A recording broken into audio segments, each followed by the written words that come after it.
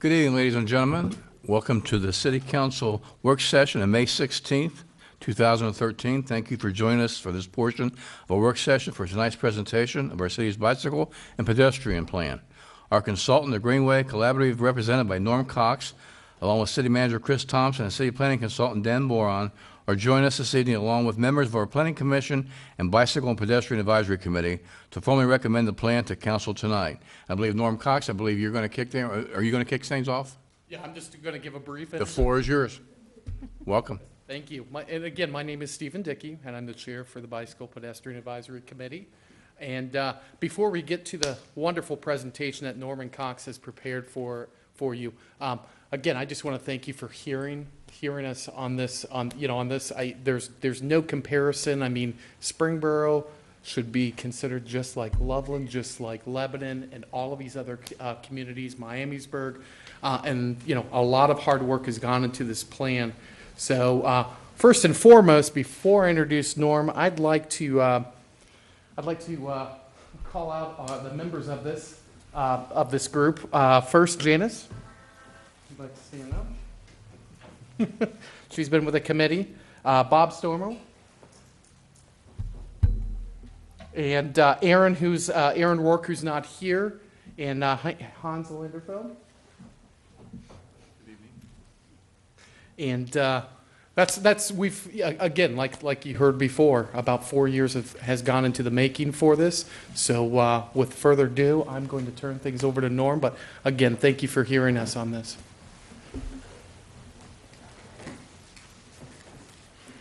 Good evening, Mayor, council members. Thank you for the opportunity to speak with you about this plan tonight. Just want to give you a quick overview of the plan and really kind of start with the planning process. This has been going really for a year. We started last year, kind of kicked off where we actually walked and biked around town with the committee members and other folks to really get a hands-on feel of what's going on. Very detailed inventory and analysis of the situation in the community. We did a web survey where we had 200 responses, a visioning workshop, and then we brought out the preliminary plan. We did a couple open houses where we got feedback on things. And along this whole time, we had 9 meetings with the BPAC. I have to say they were just a phenomenal group to work with. Their knowledge of what's happening locally and the insights really helped craft this plan. And also we've had numerous meetings with the city staff. Dan's been outstanding to work with. Chris and Elmer, just wonderful team you have here, and we appreciate because when the involvement of the city staff and the BPAC really make this a much better plan and a plan that fits your community. One of the things that kind of came out of the public input was the community vision, and I think it really says it all here, a family-friendly bicycle and pedestrian community that provides safe, convenient, and comfortable access to parks, schools, and business areas around town, as well as connections to regional trails. That's what we're trying to do here. And as I was saying earlier, we're trying to do a multifaceted program, the goals. It's not geared towards the Lycra crowd for the cyclists, if you will, but really trying to appeal to a whole range of cyclists and pedestrians and find facilities that work for everyone. And we also want to inspire the residents of Springboro to walk and bike more because it's great benefits to them personally and to the community as a whole to kind of get that active transportation. And along the way, kind of get a culture where everyone's understanding each other much better. You're not looking at that bicycle as an obstacle in a road, but as your neighbor who might be getting to their job, kind of a more understanding transportation network. And that's what we're trying to do with this plan. Our approach really takes the idea that we need to work with public policies that then set up the physical environment for the community. We need to reinforce that with the community programs to get people out bicycling, walking, changing these patterns of travel they've done for so many years, and then measure this and see how we've been doing over time. We focus on a few things in the public policies. What are the design guidelines that we're going to be doing?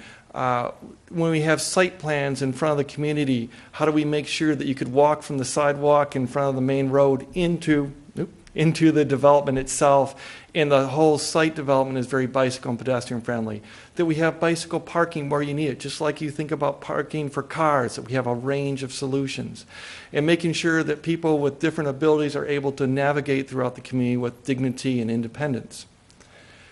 The physical environment, and I won't ask you to decipher this kind of spaghetti map right here, but I think the thing to see is all these lines represent different types of facilities that really kind of go from the whole southeast to the southwest to the northeast corner of the community. We're talking about 57 new miles of facilities of a variety of types. Some of these are bike lanes. And we found that about half the people who respond to our survey said, we're going to be very comfortable riding a bike lane on a minor road. About 30% said even on the busy roads we'll be comfortable riding in those bike lanes. And we found ways with really not changing any of the impact to the motor vehicle level of service that we could integrate bicycle lanes into your transportation system. And it provides that level of separation, gives the bicycle its own space in the road, and encourages them to operate as vehicles. And then we also are expanding the shared lane marking system.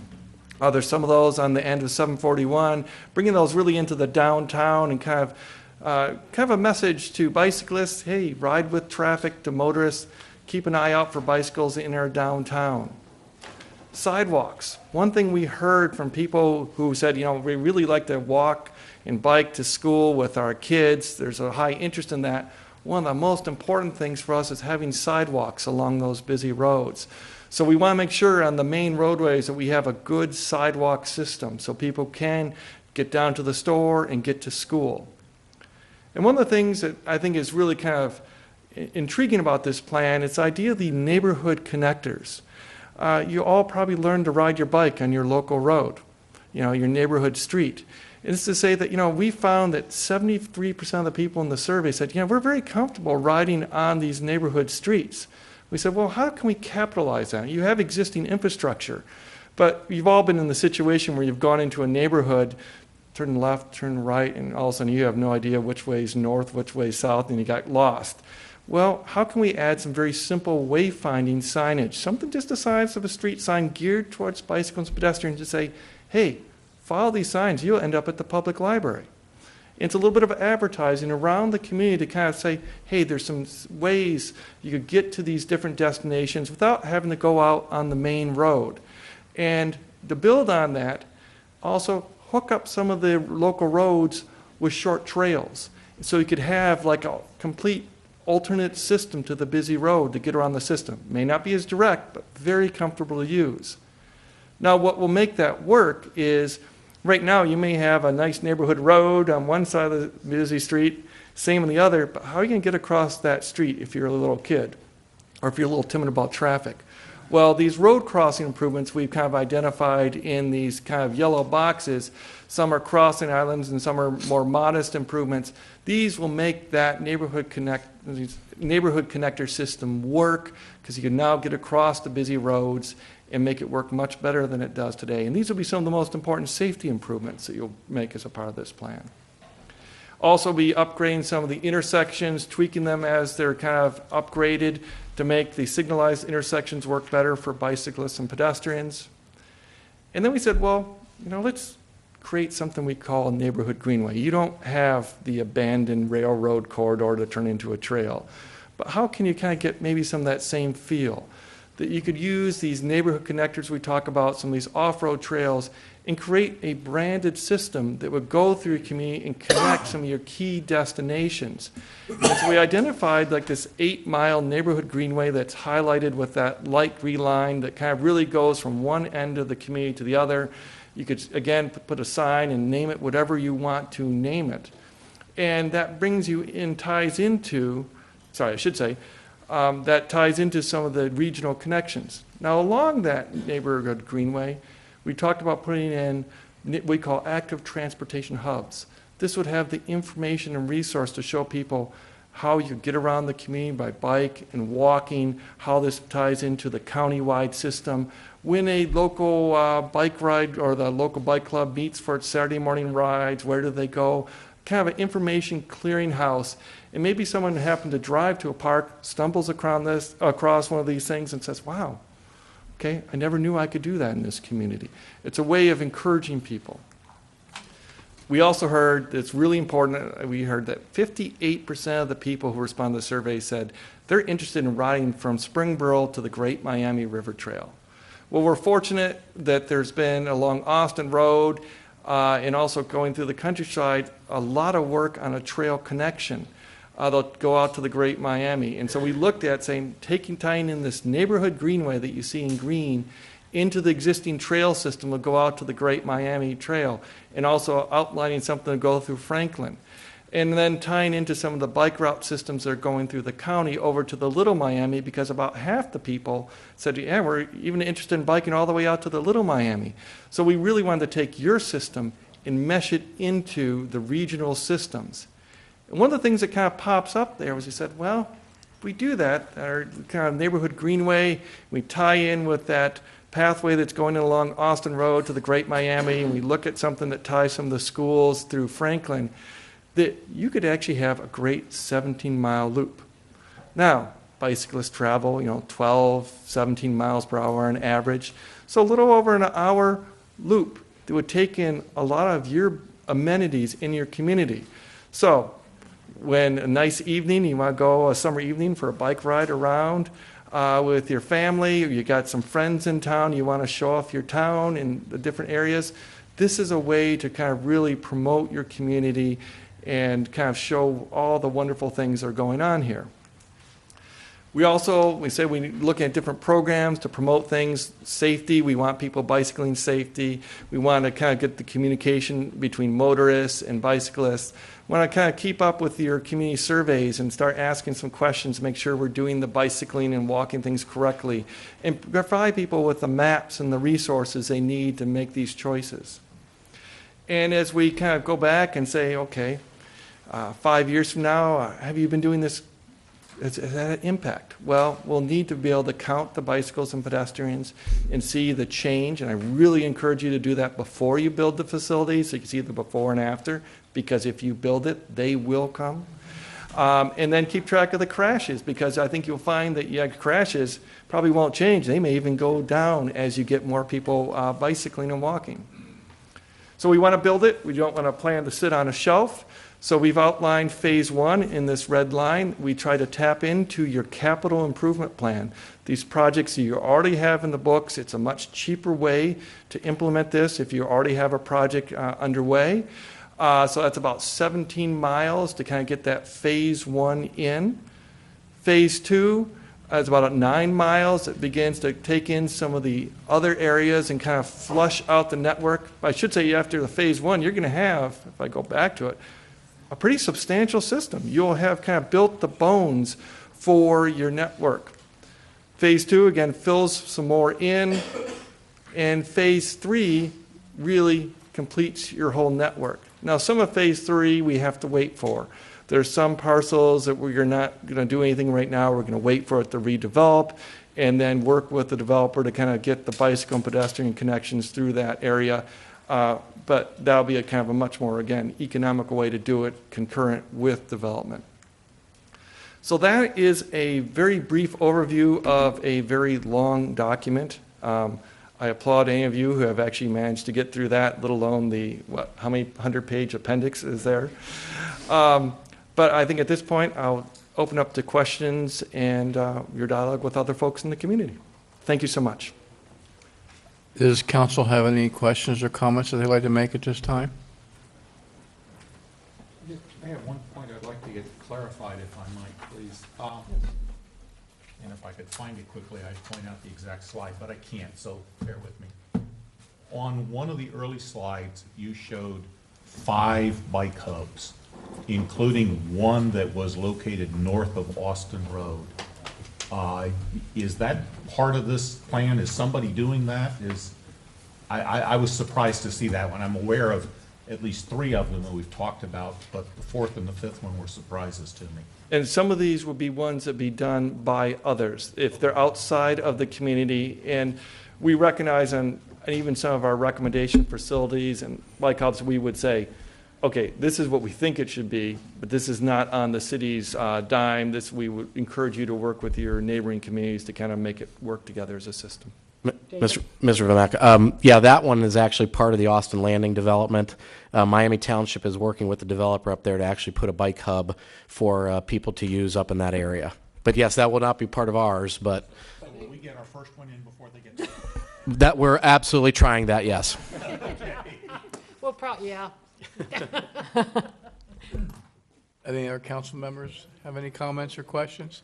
All right, we did receive a couple phone calls today of people who wanted to make sure there was enough time left over after the presentation to make comments or ask questions. Is there anyone in the audience that would like to come to the mic and make any comments concerning this? If so, please do so. Obviously, state your name and record for your name and address for the record.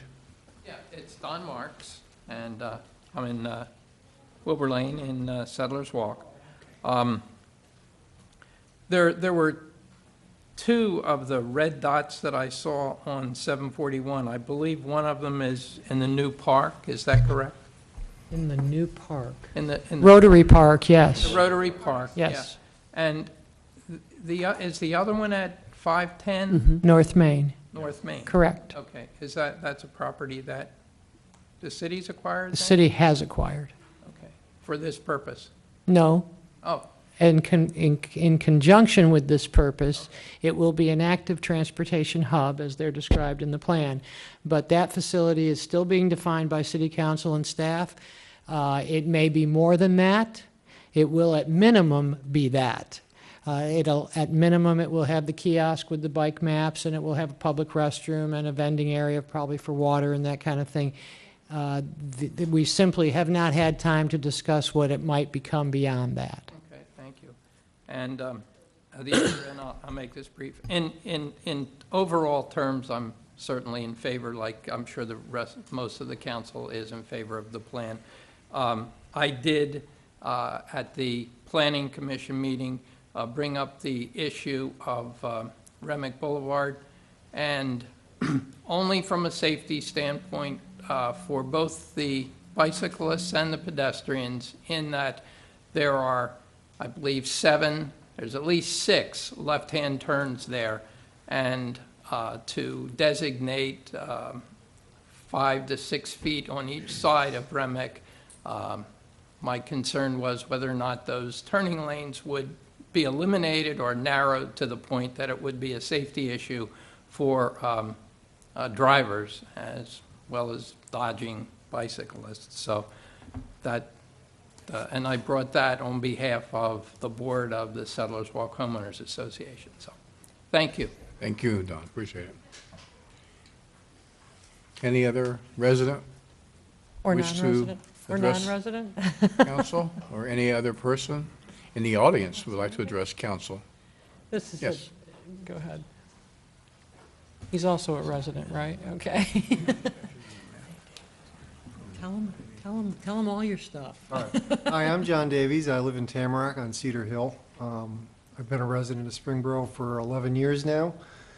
I also am the Public Works Engineer for Washington Township and sit on the Creating Community Connections Advisory Committee, and also sat on the Plan Development Committee from approximately 2001.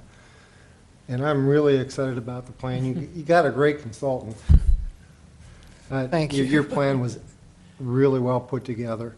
I'm very excited about it and just wanted to say thank you. I'm looking forward to full implementation. Yes, and I understand that, speaking of jurisdictional neighbors and all, that Washington Township will be working kind of in hand with Springboro to make this happen on Yankee and some other locations. So we're pretty excited. We know your administrator very well, and so we're, right there. I mean, it's just a natural connection, and everyone's in favor. Thank you. John. Thank you. Mayor, can I coin the phrase bike and burrow? Oh, no. No. Thank you. No. 2 oh no's. It's on the record. I'll adjourn the meeting now, and the comment I would say is, on behalf of Springboro City Council, we'd like to thank all the staff members, committee members, our consultant, and the community members that were involved in creating this plan and for their many, many hours of hard work.